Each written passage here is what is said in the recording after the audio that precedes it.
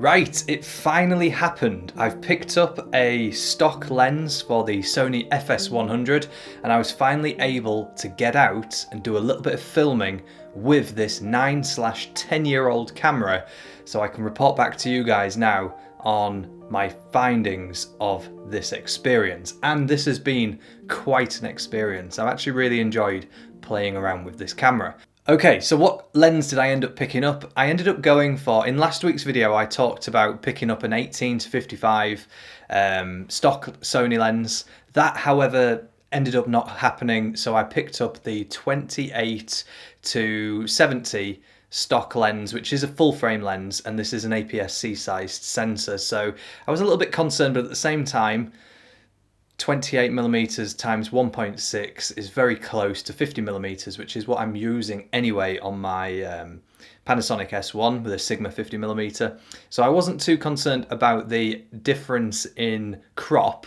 However, I would have liked to have had slightly wider focal ranges to work with, and I'd have loved to have picked up the 18-200, but that lens is still incredibly pricey, even secondhand. So let's move on to some of the quirks I've found with this camera. I've talked in the past about loving the form factor. That is still the case. Going handheld with this image stabilized lens was really awesome, and a lot of the shake that I thought and I expected to be picking up in the edit wasn't really there, or it wasn't bad enough for me to start wanting to worry about doing any post stabilization. But yeah, straight away, the things that struck me as potential issues that I'm going to have to look around solutions to in the future.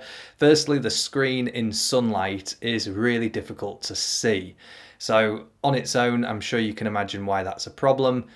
It's quite difficult as well to put one hand over the top of the screen to give it a bit of shade, because you're also holding the camera with the grip on the right hand side as well, and due to the ergonomics of the Cine-Camera, it's not like your DSLRs where you can hold it and get really close to the viewfinder.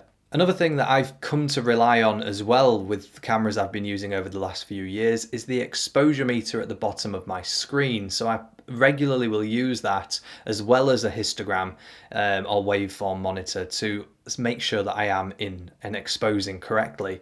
And this camera does have the histogram, which is what I was primarily using, but it doesn't have the little exposure brackets at the bottom which can tell you whether you're overexposed or underexposed. And I've come to rely on that not because I use it as a that's the rule and I'm sticking to it, but I've come to know what picture profiles I can get away with being plus and minus exposed. This meant that some shots I was really just fingers crossed this works. And when I looked at it in the edit, luckily most of the shots are usable, but I wouldn't feel comfortable if this was a proper professional shoot, just kind of relying on looking at those settings. I do like to have a visual idea that I have captured it correctly as well. But yeah, loving the image quality, really liked it paired with that new lens, the kit lens, the 28-70 kit lens. The imagery was coming out really nice. Obviously, it's not going to get as shallow a depth of field as a lower aperture lens, but for a kit lens with that image stabilization, I was more than happy. I was able to get some decent shots, landscape shots and scenery, and using that, being able to punch in 28-70 gave me a lot of flexibility. So really happy with the actual overall results. Just those areas that I've mentioned earlier in this video, which did catch me out slightly, and I was having to put a lot of reliance in the camera. But I want to know what you guys think. How's this video looking right now? I can see in the background it's not as, the depth of field isn't as great as the S1. However, the fact that the autofocus is hopefully sticking with me and not giving me any issues, and it's completely silent as well. The Panasonic S1, The motor on the Sigma 50mm is always ticking, which gets picked up by my audio sometimes, and that can be a bit of an issue. But this camera is dead silent, and it's just working away. The tally light's on. But yeah, I want to know from you guys, what do you think of the quality from this camera? Does it shock you that this is a 10-year-old, 9/10-year-old camera?